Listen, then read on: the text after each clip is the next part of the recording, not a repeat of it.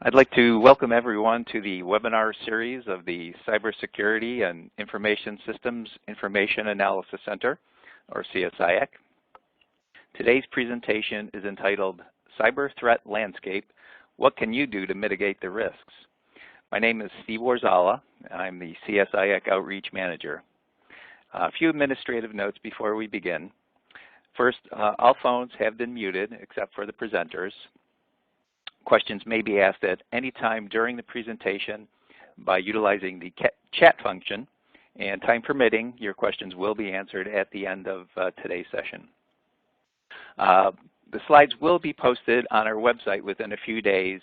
It will be a sanitized version. A few of the slides will be excised, but the majority of the slides will be available for viewing later on.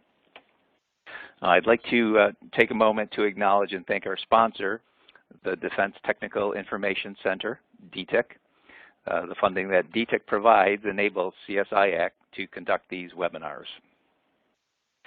Given that October is National Cybersecurity Awareness Month, it's my pleasure to introduce our presenter for today's webinar, Mr. Andrew Dolan. Andrew is the Director of Stakeholder Engagement for the Multi-State Information Sharing and Analysis Center. It's a division of the Center for Internet Security. The MS-ISAC has been designated by the U.S. Department of Homeland Security as the focal point for cyber threat prevention, protection, response, and recovery for the nation's state, local, territorial, and tribal governments. I will now turn the presentation over to Mr. Dolan. Good afternoon, Andrew. The floor is yours.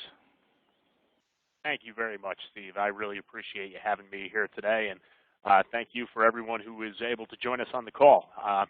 As you know, just by your organization's name and the name of my organization, we are both in the information sharing business, and to get that, if we're going to be sharing information, we need a trusted community, and that's one of the things that we all need to strive to work toward, and especially being as it's October, is Cybersecurity Awareness Month. There's no better time than now to start making a good step in that direction. So a little bit about my organization.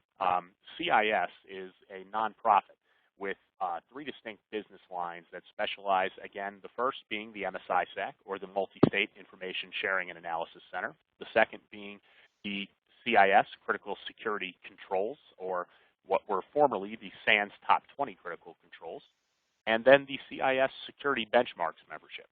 Again, all three very distinct. They serve different groups, and they operate in different ways. But really, what we are here to talk about today is the MS-ISAC, and more importantly, what types of threats the MS-ISAC and CIS is seeing happening across the country. We do, again, have a very large membership. I've have worked with some of you or around you in the past. I used to work for New York State in a different life. But currently, the MS-ISAC has just over 1,100 members across the country. And not very impressive when you consider that there's, 39,000 local government entities in this country. But hey, you know what? At the same time, the 1,100 that we represent are indicative of approximately 47 to 48% of the U.S. population. So if it's a major urban area, chances are we have a member there and we are providing some type of service to that area. Now, we also have a monitoring program where we are actually able to provide true IDS systems, servers, and monitoring services to the 56 states and U.S. territories. Again, local governments and tribal governments have not been able to take advantage of this at this point, simply because there's too many of them, and they wouldn't have the ability to buy that much equipment and to make sure that it was properly deployed around the country. But currently, we monitor 49 U.S. states and territories out of the 56 possible, which gives us a very unique and kind of exclusive view of what our landscape looks like across this country right now. And one of the things that I tell folks all the time is, a lot of the major states, cities, large organizations, Fortune 500 companies, Bank of America, Walt Disney Corporation, Cisco, Boeing, a lot of the big boys, they don't need help as much as the rest of us. If you look down kind of as you see that member demographic sitting in front of you, take a look at what you see there. because I will tell you right now, you know who has the most trouble? It's public police departments, sheriff's offices, K through 12 school districts, and colleges. And many of these do fall into the government realm, whether they're state universities, community colleges, or simply, a small sheriff's office where even though they've got case files and they might hold CJIS type information, they might not have anybody in that organization who has any knowledge or any experience in information security. A lot of these places are lucky if they even have an IT guy. A lot of cases, it's people who are working other jobs. They might be patrolling. They might be completely in charge of something else, and then this gets thrown on as an extra kind of responsibility, and I'm sure we all know what that's like. But again, that's where we see a lot of the problems coming from, and we have a lot of different information shown around the map. Thankfully, we've brought on a few states, obviously, since this map was updated over the summer. I'm proud to say Virginia, Missouri, Kansas, West Virginia, all online now, and it gives us really an unprecedented view. However, one of the things that we quickly realized with this unprecedented view is that there is not a lot we can do when it comes to attacks from overseas. Eastern Europe, Asia, be it Russia, China, North Korea, whatever it might be, there are folks out there that can reach out, and because of the worldwide scope of the internet, they have the ability to touch our networks and really affect our lives from a world away. And the worst part is that we have no ability to make them, really hold them responsible for their own actions. Quite honestly, it is getting better, and that we are actually seeing international law enforcement organizations like Interpol start to target some of these groups and make things very uncomfortable for them. And it is based on a couple of actions where they have really escalated this to a point that I don't believe international law enforcement is going to be able to go on letting them have this free reign. These groups out there that are throwing ransomware around, attacking civilians, elevating, and bringing down crucial websites with distributed denial of service attacks, things along these nature. Eventually, they are going to overstep their grounds, and it is going to be that time where this attention is actually paid to them, and we start going after them the same way we go after traditional criminals. And in that case, that is where I think they are going to fall. But we always kind of think of our country as being this focal point, as being kind of the center of the cybersecurity and the internet and everything else that goes with it. However, we couldn't be more wrong. As you can see on the slide in front of you, the United States is very saturated with internet users. And this diagram actually came from a college professor over a decade ago, probably closer to 16, 17 years, who used a Karna botnet. And he basically set out to map the internet, pinging all the live IP addresses he could find across the world. As you can see here, the United States does not have a lot of room left to grow. Neither does Europe. Asia, you can see a huge amount kind of focused in that Western Russian region, as well as in China and India, but for the rest of it, very sparse. Australia, you can kind of see it's all gathered right around the coastal regions, but quickest growing country and continent when it comes to internet users in the last 10 years is actually Africa. But despite the fact that they are the quickest growing, they haven't superseded the United States when it comes to the ranking yet. However, we are a distant third when it comes to the overall internet users around the entire world. Asia and Europe both dwarf the 13% of the 2.6 billion users that North America makes up. Obviously, that's combining the United States, Mexico, and Canada. But at the same time, we don't even kind of come close to that silver or gold medal. And unfortunately for us, this means a lot of those attackers are in areas that do not have extradition laws with the United States, making it very hard for us to bring them to justice. But I hear this answer and question all the time. Why do they go after government? Why are they even attacking the MS-ISAC membership? Local government can't have that much money. Why wouldn't I rather go after a for-profit company where they might have a little more liquid funds, if you will? Well, the reason is because the local governments hold the information. You hold information, and no matter who you are, I don't care who you work for, I don't care if you're me, who works for a nonprofit organization in upstate New York, I don't care if you're, Bill Gates and you're filthy rich out on the West Coast, or if you are a government worker or anyone on this call. Some government somewhere holds your information. They've got your license number. They've got birth certificates. They've got your Social Security, your marriage. We always laugh and we say, they're gathering information on you from cradle to grave, and if you've ever been to probate court, they're keeping tabs on you even after you're in the ground. But that is why the criminals are coming after us. A full health record right now is worth approximately $200 on the black market, and every subset of PII, of personally identifiable information, has a dollar amount that is associated with it. And criminals trade this and use it as currency on the black market where, credit card numbers and things like that are sold and exchanged in absolutely enormous files, thousands and thousands of them at a time. Kind of goes back to the old bank robber who many of you may know. I believe his name was Willie Sutton, and he was famously asked, "Mr. Sutton, why do you rob banks?" And his answer to them was, "Because that's where the money is." Criminals are looking for data, and the governments are the ones who have it. However, many times it's also going into areas that we don't typically associate with government. Schools, K through 12 school districts, community colleges, public hospitals, airports, aviation authorities, the mass transit system that runs through New York City, the MTA, all of them are government affiliated, and that is why they are being targeted. However, there has been a much greater cooperation between the public and private sector in the last few years. It's something that I truly look at as a step in the right direction. One of these facilities is called the National Cybersecurity and Communications Integration Center, or the NCIC, the NCCIC. I know with all these acronyms around, it is easy to get confused, but really this is the focal point of DHS's cyber operation. They brought in all of the military agencies. They brought in all the nationally recognized ISACs, the multi-state ISAC, my organization, the financial ISAC, the national health ISAC. They brought in all the intelligence agencies, the NSA, the CIA. They brought in the law enforcement in the form of the FBI and everyone else. And I think they really got it right. And where they veered off onto a path that the federal government is typically scared to go down, they involve the private sector. They have cleared security reps from Google, AT&T, Verizon, Oracle, all sitting on the floor here.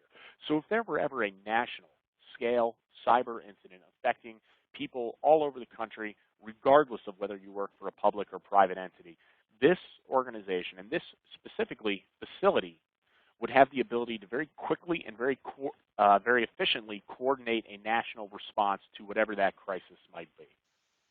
And it's getting worse out there. We need to make actual progress, because no matter who you are, no matter what you do, you are using a computer in your job today. And the important thing is, as a user, we are asking you, and by that I mean your organizations, your bosses, basically kind of something you can't even avoid, is that you are being asked to work in an inherently insecure environment. And we spend millions of dollars on software packages and hardware, all of which is insecure. And we have not really made any big headway in this. 20 years ago, Microsoft had I believe it was called the CERT, Secure Computing Initiative. Well, roughly $1 billion later and zero progress, they don't even like to talk about that anymore, because that was something that in the early 90s, they were convinced they were going to be able to develop a secure operating system that would no longer require patches and updates. Well, I don't know about the rest of you, but I can tell you right now, every second Tuesday of every month, I get more and more patches and updates sent to my email every single month, and every single year there are just becoming more and more of them. There is no way to make that perfect your operating system right now, and especially if you work for an organization that requires, use of very general products like Adobe, Java, Firefox, Microsoft, whatever it might be. We need to make sure that we are committing to a regular patching cycle and making sure that we are training our end users, because those are the two biggest things you can do to better secure your own environment. First of all, I can't get over this enough. Not enough people have a regular patching cycle, and not a lot of people are actually auditing themselves to make sure that that patching cycle is exactly where they expect it to be. And on top of that, you know, we're talking here because we all have an interest in information sharing, cyber, that type of thing today. Bottom line is we are asking people who have no interest in this, who are an older generation working for some state governments, things like that. They could be working in the Department of Transportation. They could be working in the New York State Dormitory Authority, whatever it might be. They might have zero parts of their job that have to do with cyber or IT or anything like it. Yet we are asking them, no, we are telling them that they need to be that first line of defense, that they have to be the person that you are going to depend on as an organization to be that front line, to be able to recognize a phishing email, to be able to know when somebody is sending you a malicious attachment and know not to click on it, because you could very well jeopardize the security of your entire organization. And I don't think that's fair. That is an area that we need to get better at, both by making sure that we are offering the most secure environments possible to our users, and that we are properly training our workforce to give them a fighting chance. Because the vulnerabilities are all over the place. Content management systems, plugins, servers, the web programming language, and of course the ever-popular phishing. Those of you who might be interested, I will say that this year the largest area that we have seen outside of phishing that is resulting in vulnerabilities comes through unpatched content management systems. You know, WordPress, Joomla, many of these are kind of the areas that we are focused on, and it is also an area where obviously WordPress holds about 2/3 of the market share in the entire world. So it's these ones that we really need to make sure that we are getting ahead of, because if we don't, we are going to inherently find out that we have problems, and that whether or not there's been a data breach that you weren't aware of, whether or not some outside actor actually has a foothold in your network, whatever it might be, we have to get better, because a truly well-crafted phishing email, there is no defense for it. It's well written. It is usually spoofing somebody that you think you know, somebody that you might be expecting something from. You know, a lot of organizations will try to, how to put this, they will try to make sure that everyone is working together. They encourage face-to-face contact, but at the end of the day, it doesn't matter. We are email creatures now. That's how we get things done. That's how we get things done after normal working hours. And with the hundreds of emails I receive every day, I am never going to realize if someone else spoofs an email address of someone I know, and whether it's the number 1 has become a capital I or a lowercase l or vice versa, that is going to escape my attention. And it's going to escape my attention not only because email address looks so convincing, but because these attackers are growing. They are getting better every single day of the week. They are getting more sophisticated with how they're attacking us. This was actually a document that was sent to a state workforce. Looks extremely convincing, and they know our schedule now. This came out in the 3rd week of January, if you can see that date up in the top right-hand corner. It used to be very simple. It used to be the broken English email of the Nigerian prince asking for your bank account numbers to free up his royal fortune, and you could basically delete it and laugh about it with your friends later that month. This one is specifically asking you to enroll in the state paperless W-2 program and was timed up to actually show up the same week those state employees received their W-2s. On top of this, they also know that, hey, guess what? We need to write this in a correct format. So it reads in perfect English. They are referencing the state's, human resources management system, and they know exactly when to hit us with it. It's the same thing when you get those UPS, FedEx scams that say, click here on this link to track the progress of your package. And well, I didn't order any package, so I can just delete this. But when do those emails start getting worse? When do they start proliferating at a rate we can't imagine? Well, it starts right around Thanksgiving and goes until right around Christmas, because they know that is the time, just by playing the odds, that you are going to actually have a package being delivered by one of these services. And they know that's when they can hit you. And But the best thing is that if you are running a fully patched and fully updated environment, most of the pieces of malware won't even actually be able to execute on your network. So it's one of those things that we just keep coming back to. You have to keep a vigilant and timely patching cycle, and you have to stick to it. This was actually something we did last summer where we polled the membership. We said, okay, listen, let's keep track of how many people are actually making this critical WordPress patch that actually can allow for remote code execution. So anybody anywhere in the world with an internet connection is going to be able to basically breach your network by exploiting this unless you are making this patch. Well, the first week went by and almost 55% of the membership had done it. I was ecstatic. You know, it was something where we really look at and we say, oh, wow, 54% in 7 days, we are doing okay. And I truly expected that this was going to continue to shoot up until we were possibly in the 80s or 90s. But as you can see in front of you, my outlook got considerably more depressing 5 weeks after that. You can see it barely moved at all. It went total over a 6-week period from almost 55% to almost 66%, which means that after 6 weeks, 35% of our government membership still had not made this critical patch. And that is an area that we need to get ahead of. And it's an area that we need to make a truly concerted effort, both as employees, both as private businessmen, both as individual citizens, making sure that we are actually going to make these patches and updates. You know, enable automatic updates for your operating system, content management system. It makes it a lot easier. And I know there's a lot of patches out there. It's easier said than done. But if you actually want to protect your organization, keeping a rigorous patching cycle is the best possible thing you can do. It's better than training. It's better than the $250,000, FireEye appliance you can put on the outside. You know, both of those things are good. You know, FireEye is a good company. Obviously, you want to train all your employees. But at the end of the day, patch everything. Do it in a timely manner and make sure you are not forgetting things like your content management system while you're doing it. So now let's look at some of the major trends that we've seen so far in 2016. And as I'm sure I am telling, I'm not really giving news to anyone, database dumps have been one of the biggest things that we have seen throughout this year. This has been from Yahoo. We have seen them with LinkedIn. We have seen them with Gmail.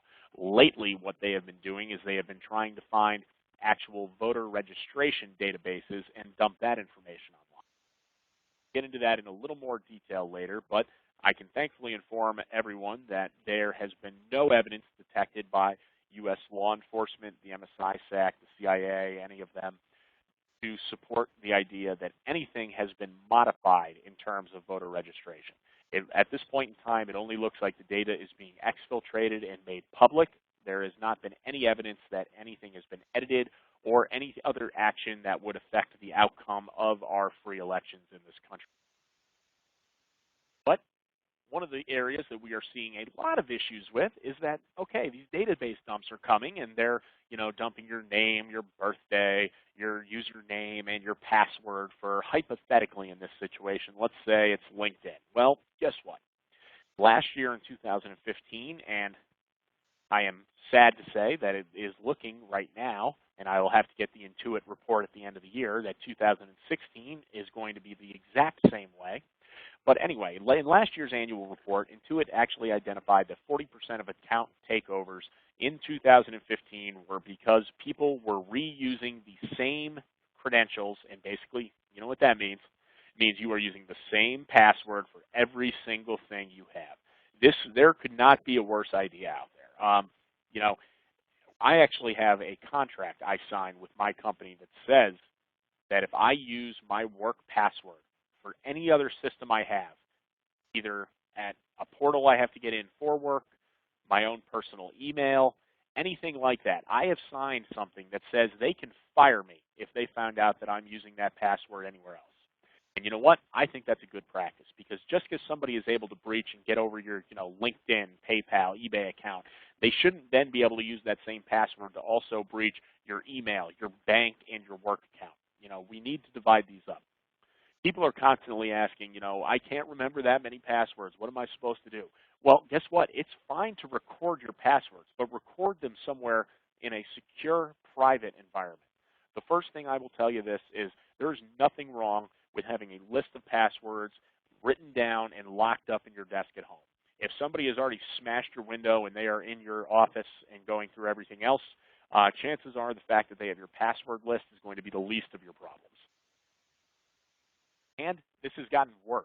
This is something that we saw in 2015. Again, as I mentioned, that report was from 2015. 40% of account takeovers were because of reused passwords.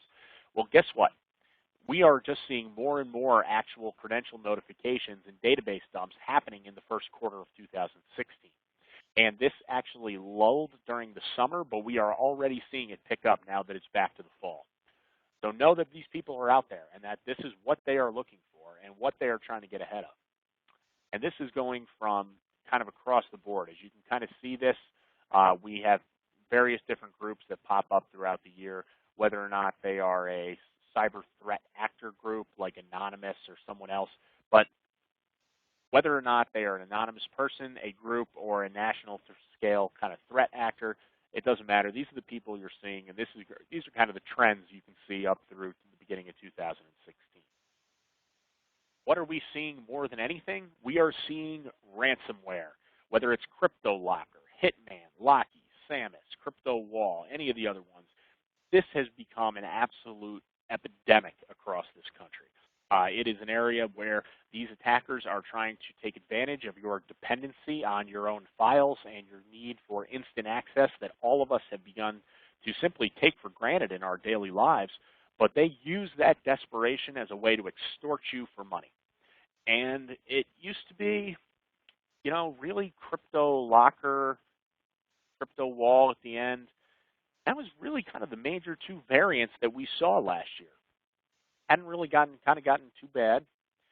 And as you can see here on the chart in front of you, that's tripled. We have at least 6 to 7 major different variants of ransomware that are going on in this country right now. And additionally, the actual individual events have almost doubled.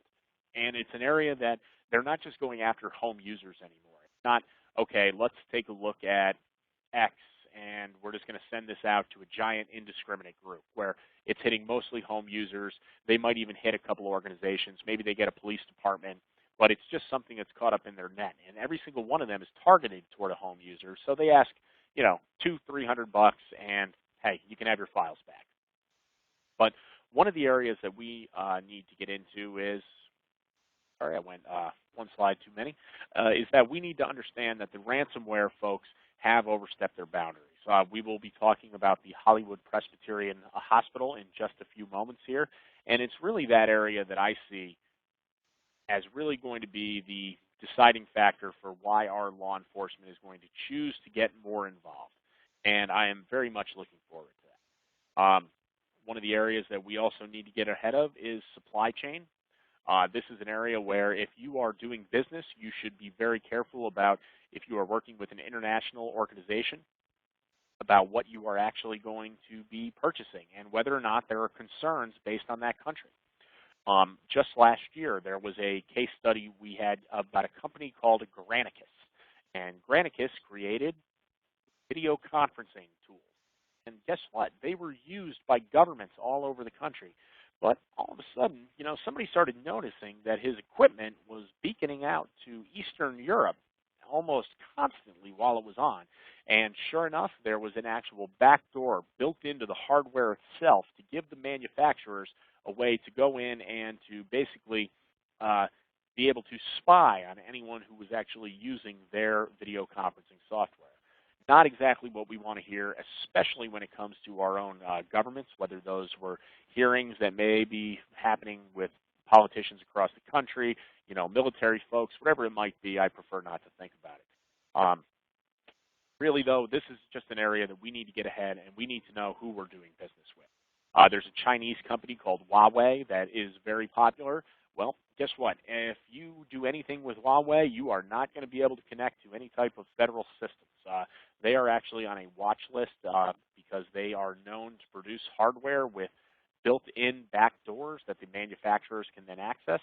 And it's something that the federal government and DHS in particular has actually stated that while we cannot tell you not to do business with these folks, we strongly recommend that you not, and if you do, you will be losing any type of connection you might have to your federal networks and portals. So just something to keep in mind. And who do we see behind these different areas? Well, it really falls into the hacktivists, which are the people who do it for a cause, the cyber criminals, those are the people who do it for money, and the nation-state actors. I hope for your sake, no one on this call is ever targeted by a nation-state actor, because if that is the case, you are in a lot of trouble. They use pieces of malware that have never been seen before and can really bring to bear resources that private organizations and state, local, territorial, tribal governments are not going to be able to combat. But first, let's get into the hacktivists. These are the people who basically want to fly their flag. They want you to know exactly why they do what they do, and they want as much publicity as they can possibly have. And they do it in a variety of different ways, whether it's through a distributed denial of service attack, which is really just overwhelming your network with requests and bringing down your ability to do business. With that type of attack, sadly, there's no magic bullet. It's the bigger pipe's going to win, and if they can overwhelm the size of your pipe with their requests, your website is going to be brought to a screeching halt. The best thing I can possibly recommend for this is to look into DDoS mitigation with your ISP. They may be able to provide you some help, and in many cases, you may actually find that this is already present in your contract, whether you knew it or not. Other areas they get into, obviously web defacement, system compromises. We've also seen doxing, and this is an area that we do worry about quite a bit. That's where they actually gather personal information as much as possible about their target, whoever it might be, a police officer, a politician, a mayor, it could be anyone. But they want to basically send that out, say, hey, listen, here is all the information we have about this guy. Home address, here's his schedule, and they want to try to inspire some act of vigilante. Thankfully, we have not had that really result in any physical harm. However, it's an area where we have actually seen folks use this, and sadly, they've even gotten kids involved. The worst one I've ever seen was in Arizona, and they actually had a police officer that they were trying to target, and they actually were more than willing to print his children's names and school schedules online and try to inspire someone, they never say who, they want to inspire the public, as they put it, to take vengeance against a couple of kids, which in my mind is one of the worst, most disgusting things you can possibly do, and kind of they deserve no help or no sympathy from us. But as you can see, there's also a lot of organizations out there that take part in this type of action.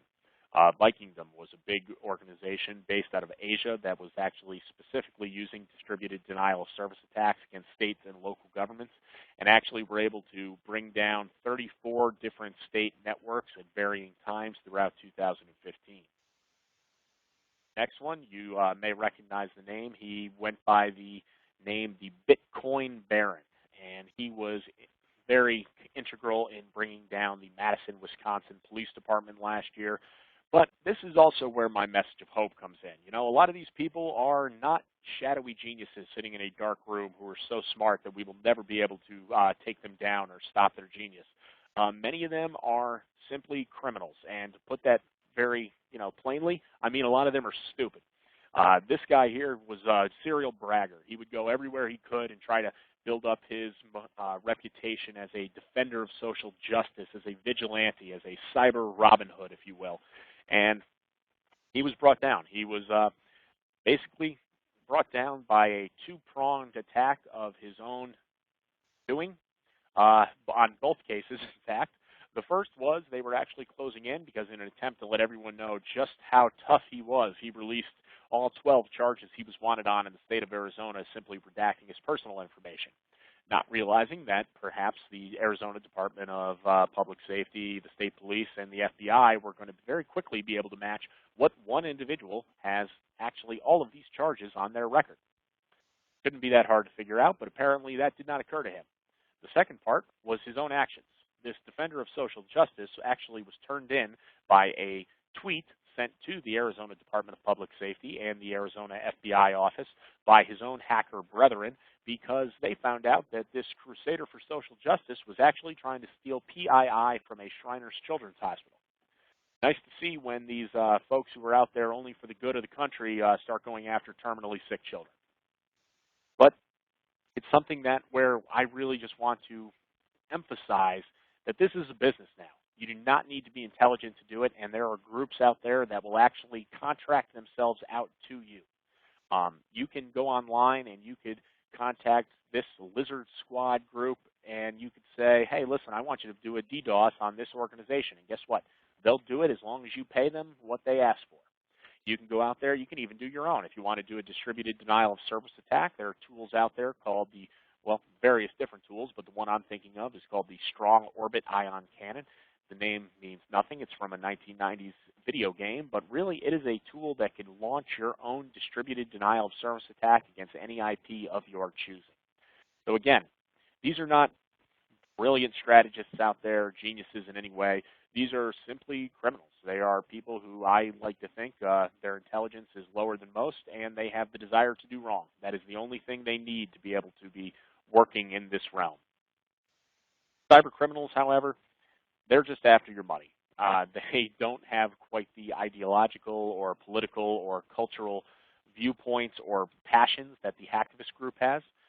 They are really just after your wallet, which in my mind makes them a heck of a lot easier to deal with. Now, next up is the state of South Carolina. Now, this all started, again, this was a cyber criminal attack. This was not something where they were threatened because of some decision made by their governor or some other politician in the state.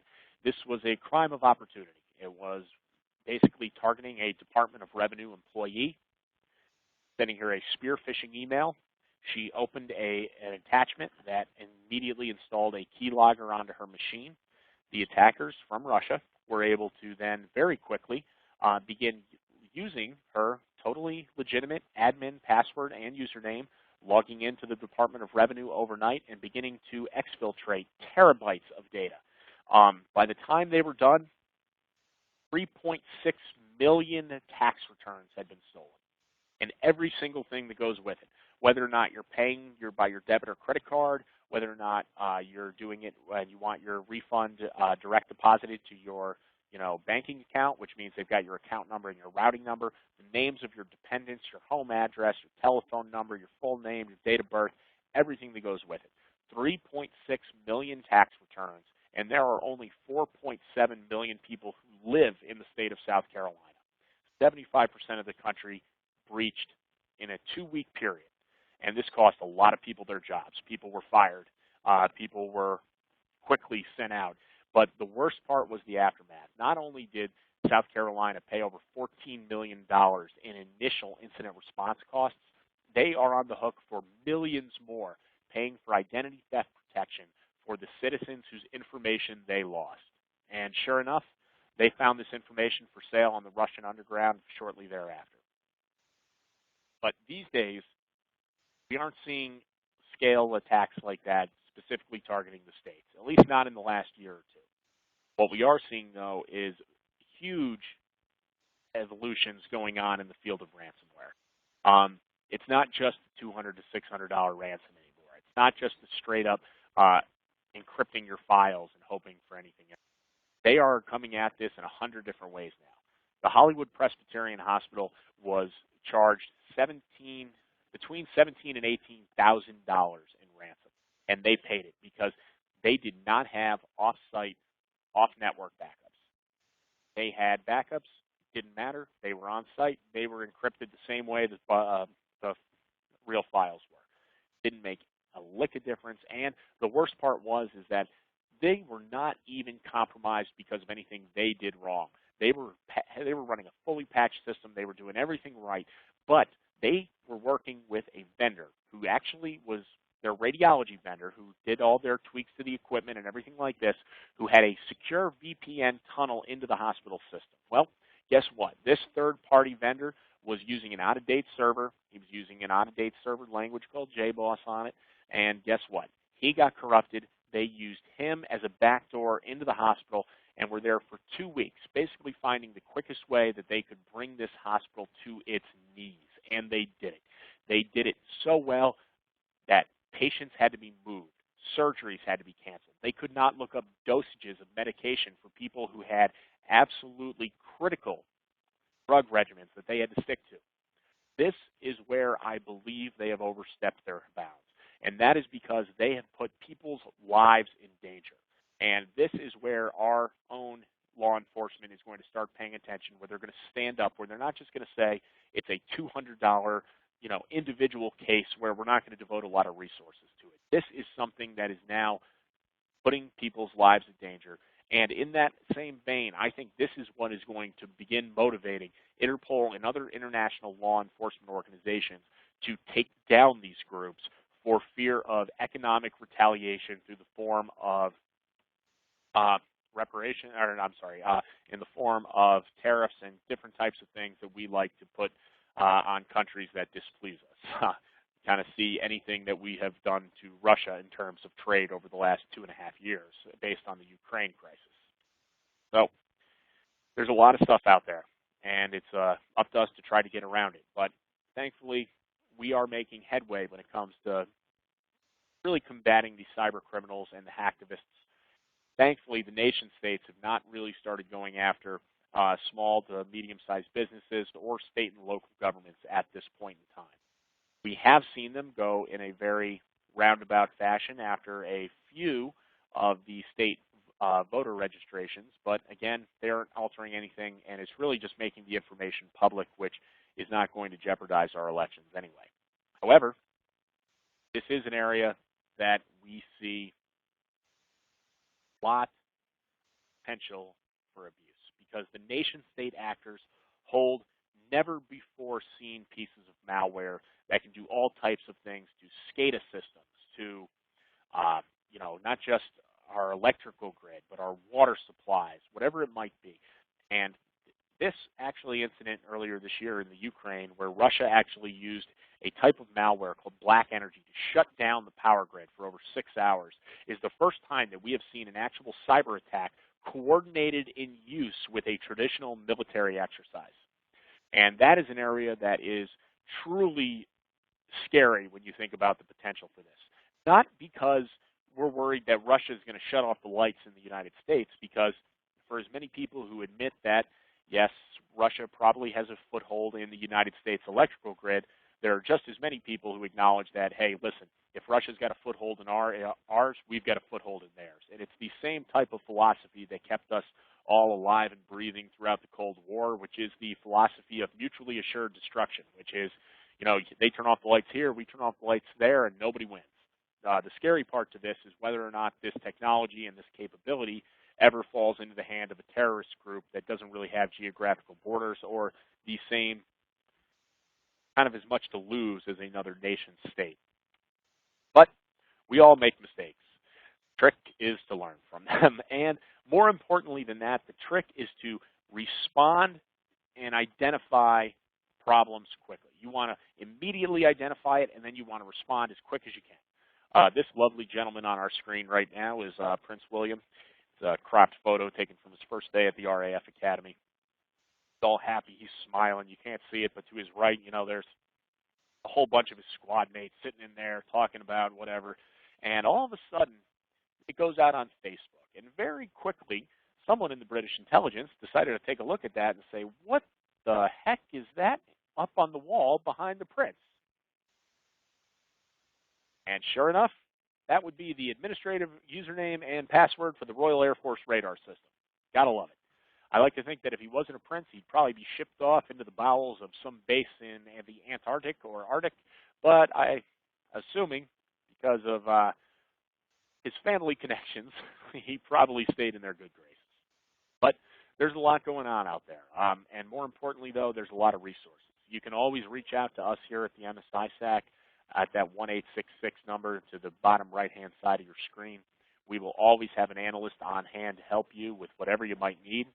And more importantly than that, we do have a full incident response team that any type of government can take advantage of.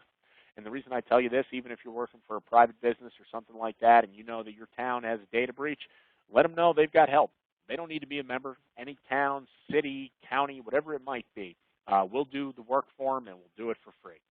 But we've got a lot of folks here who really enjoy helping people, and we've got a lot of products people can take advantage of as well. Even if you work for a private organization or you're just a home user who this is a passion for you, feel free to sign up for our newsletters, for our monthly webcasts, for our advisories. We have a public distribution list that you are all more than welcome to take advantage of. But mostly what I hear is not, oh, can you get me on your distribution list? It's what am I supposed to do? You have just spent 45 minutes telling me about how we are all in a lot of trouble because there is more and more problems, pieces of malware, attackers out there every single day of the week. So what are we going to do to get ahead of them? Well, the first thing up there is the best thing, and that is you have to patch. You have to patch often, and you have to make sure you're not missing anything. You want your content management system, your operating system, and everything in between. But we, again, as I mentioned, need to get ahead of this because we're not doing it. We are not patching our systems. That's why all these pieces of ransomware can even deploy and execute on our systems is because we are running something that is not up to date. And more important, I was going to say, than keeping these things up to date is not just saying, okay, it's a monthly patching cycle, I have to do it. It's the consequences of what could happen if you don't do it. And that is one of the things that I just will continue to come back to. Again, the rest of it up there, I won't go through it all. You can see it. Training is really important. You ask people who have no idea what cybersecurity is to be your front line of defense, you better darn well be providing them with some training. I don't care what kind of organization you are. If you are truly expecting that end user to be an intelligent end user who's going to be able to really make the difference when it comes to this one situation where perhaps they realize, oh, wow, that's a phishing email, and they know not to click on it, that is going to save those of us who do have to do cybersecurity for a living a world of headaches. And there are information out there for you as an individual as well. A lot of times if you were the victim of ransomware and you called up your local law enforcement, if me, I live in the city of Albany. If I got hit by ransomware tomorrow, they locked up my pictures, my music, my video files on my computer, and I called up the city of Albany and said, city of Albany, I've just been, exploited. I've been the victim of a crime. What can you do for me? Well, the city of Albany I would hear nothing but crickets. They'd say, there's nothing we can do, sorry, and that would be it. Because that is not in their jurisdiction. They don't know where the attack came from. Trust me, it's not just because it's the city of Albany, but that doesn't help. More importantly, though, it's the information that we need to put out there. IdentityTheft.gov is a great one for individual citizens to go to. And StopThink Connect is not something where you're going to actually be able to report crimes, but it's a great organization that creates a lot of awareness materials, educational materials, and can be used by anyone, whether or not you are a private organization, whether you're a government organization, or simply a private citizen with a passion for this topic. And be willing to share information. Organizations like yours, like the CSIAC, organizations like the MS-ISAC, they are based on information sharing, and we have to be willing to do it. Because these attackers, they are all sharing information. They're sharing what they do, what works, what doesn't, and learning from what types of attacks have been defended by people in your own environment, in your neighborhood, is only going to make you better at your job. And be willing to ask for help. It's one of the biggest things I will tell people constantly is that self-awareness is key. You need to know what you don't know. And more importantly than that, you need to make sure that you have someone you can call in a time of crisis. Know who your first 3 calls are going to be. If your organization got breached tomorrow, what would your first 3 calls be? Is it the state? Is it the local FBI office? Is it someone that you know and trust from a county, a neighboring county that you just know this person, this individual is somebody that you can trust and somebody that knows his stuff? It's going to be different for every one of you what those first 3 calls are going to be. But just knowing what they are is going to make your life infinitely easier as we get, when it happens. I, don't want to be too negative, but they say there's only 2 types of organizations out there, those that have been breached and those that will be breached. And governmental precedents are being set across the state, and this is actually an area that is going to affect both public and private in the state of California. The Attorney General is actually pushing to have every state actually adopt my company's critical security controls, the Center for Internet Security's CIS critical security controls, because they provide a framework.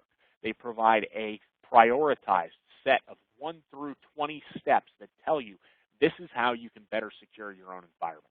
And for them, they are now saying that these critical security controls are going to be deemed reasonable security in the state of California, meaning that organizations that do not abide by them are going to at least have the precedent set to be held criminally liable for losing the information of their customers or employees. Whether or not that it will ever happen here in New York, I do not know. That is an area that a lot of folks do need to get into, but remember, there's help out there. And especially if you're a government organization, you can always call us and we'll provide whatever help we can. But even if you're a private organization, we have a lot of resources that you can take advantage of to let you know that, hey, we can do this. We're going to be able to come together as an organization, as a community, and we are going to make sure that we can respond better than we have in the past. So, as with that, I will come up to my last slide and leave it open for just a few moments for questions. Steve, thank you again for having me. I truly appreciate the permission and the opportunity to present to this group. And with that, I'll open up the floor for any questions anyone might have. And just so you do know, this presentation will be made available in the coming week. It will have some of the statistics and our monitoring that taken out of it, but a sanitized version that will be made available to all of you. Well, thanks, Andrew. Thanks for taking the time to share the information with us. There's obviously a lot of threats out there that we need to be, aware of, and so you've mentioned the new variants of the ransomware. So, with these new versions, is there any steps, anything in particular we can do to protective measures we can take to kind of guard ourselves against those? Any recommendations there? Well, for a lot of these different types of ransomware, honestly, if you are running a fully patched system, they won't even have the ability to execute. So that is the one thing that I will come back to, is that if you are running a fully patched and updated system, the majority of strains of ransomware aren't even going to be, even if you have a user who opens the attachment, who opens the bad attachment, clicks on the bad link, do that piece of malware, it will not be able to run if you are running a fully patched system. Okay, so first and foremost, it sounds like try to keep everything current, keep everything up to date is probably the number one thing anybody can do to protect themselves online. So. Yep, absolutely, the biggest thing you can do. And for the cyber criminals, their time is their livelihood. If they have to waste a lot of time, they are not going to bother. If you're running something that's fully patched, that they know that, hey, listen, this is not going to be easy. I might be able to breach them, but it's going to take some work. Whereas, I can just Google 4 other organizations that aren't running a patched operating system or are running unpatched things on their own domains. Guess what? That's going to be a heck of a lot more lucrative for them, and they're going to leave you alone and go after the low-hanging fruit. Yeah. So, now it seems, most of the ransomware attacks have been, getting in and, kind of holding your hostages or holding your files hostage. So coming down the line, with the Internet of Things, the IoT devices, do you see potential opportunities for folks to kind of utilize, kind of try to do some kind of ransomware attacks, via IoT devices and say, industrial control systems or things of that nature? Are you, seeing that on the horizon as a possibility? It is absolutely a possibility, and it is something that other groups in our government are already very cognizant of and working towards. There's a group called ICS CERT, or the Industrial Control Systems Cyber Emergency Response Team, that really do focus on this type of thing every single day. While we have not seen that really in terms of a, hey, listen, you know, we have access to the power grid, the water supply, pay us or something bad's going to happen, to an extent, that attack on the hospital and the attack on our healthcare system does constitute an attack on critical infrastructure in this country. Since that attack, I believe we have, behind the scenes, begun making some progress into how we will go after these individuals. Okay. Yeah, I kind of, I did kind of see the, the hospital, the attack on the hospital, the kind of being on that borderline there, because, it did start to, like you said, put people's health and safety at risk. So, that does, that does really kind of, get right on the edge. I don't think they could get much closer without doing, actual, creating some kind of actual damage via an attack like that. So, let's see. We do have a question from the. On my page. Okay. So we do have a question from the audience. What are the top cybersecurity threats to critical infrastructure? In particular, they ask about the banking and financial service institutions. I know you only got a couple minutes, before you have to run to a meeting. So. Well, the Financial Services ISAC is a great group. We actually just completed a ransomware roadshow going over a lot of things with them. However, we see a lot of money being poured into the financial sector, so there is a lot of ability to defend against these attacks. But one of the things that I have noticed that the banks really do seize onto is they have a lot of folks whose dedicated job is security, and they also provide a lot of training as well. So it's something that they are definitely getting around to, but it truly is the same types of attacks that the Financial ISAC is seeing attacking, going after our banking institutions. Just like we have in the government sector, 2016 has thus far simply been the year of ransomware, no matter what industry you fall into. Okay. If you got time for one more question. So advanced persistent threats. If you find a an APT on your network, are there any particular techniques, measures you can use to get those off and out of your system? Well, APT is a very, very difficult thing to detect, and more importantly, it is a very difficult situation to remediate by yourself. The term APT was actually originally coined because our federal intelligence services were tracking a group of very intelligent Chinese actors who were APT 1 through whatever. APT 1 was actually unmasked as a very accomplished university professor in China who was going by the handle Ugly Gorilla. He was behind a lot of attacks that we've seen in this area, but APT usually means that you are suffering from some type of nation-state attention, which is never a good thing for any type of organization or state local government. So if you are actually seeing APT activity on your network, the first thing I would encourage you to do is to contact your local office of the FBI. Okay, thanks for that. Thanks for that info. And once again, I know you've got to run, so I want to thank you for taking the time and sharing the info with us. Very, very informative, very interesting. I'm going to, if folks have any further questions, you can send them to info@csiac.org. If you do have further questions, maybe we can get back in touch with Andrew. Maybe he can field some of your questions on our online forum. But I want to thank everybody for attending today. And once again, Andrew, thank you for your time. Appreciate it very much. Very welcome. And if you would like to deliver any additional questions to me via email, I can have them answered and returned to you along with the slide deck within the next week. But thank you very much, Steve. I really appreciate the opportunity. And everyone else, have a wonderful day, a wonderful rest of the week. And remember, October is Cybersecurity Awareness Month, so keep your eyes out. Thanks again, everyone, and have a nice day.